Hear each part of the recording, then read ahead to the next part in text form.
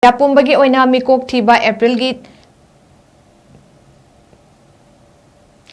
India Pumbagi Oina Meekok Thiba 2026 ki April dagi Houragani Laothokhibaga Loinanana Manipurgi Oinadi YAMNA CHEKSINNINGAI OIRE HAINA Joint Committee Opposing Delimitation Exercise in Manipur KANGLEIPAK ki MAIKEIDAGI PHONGDORAKLI Joint Committee Opposing Delimitation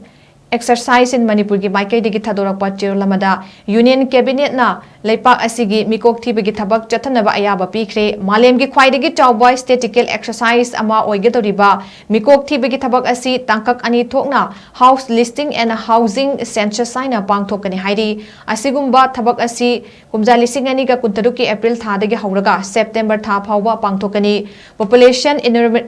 enumeration na PE 2027 ki February thadagi pangthokba hogani haina laothokre matang asida Manipurgi Oinadi hanadagi panduna lairiba semdoktaba sungya yadraba kumja lising aniga supna amagi aranba census report lairi aranba bogus oiba report adu semdoktabana maram oiduna makha taba census report amata phongdokpa ngamdana lairibani kumja lising aniga 13 gi oinasu puthoktaba yadabagi estimated population oina puthoklaga lairibani kumja lising aniga supna amagi census report ta achumba nataba missing mayam ama pangpanda panchinba sina Manipurgi chingi district ahum haibadi Senapati Ukrul amadi Chandel gi subdivision mapan haibadi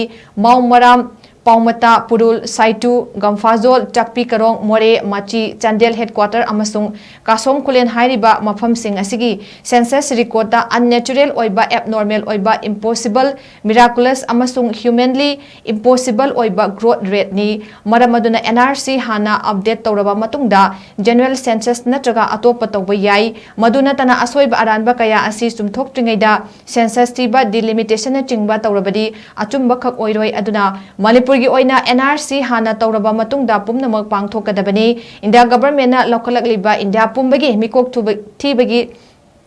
Thaurang asi withhold tawgadabani miyamgi kholau tabidana miyamgi ihau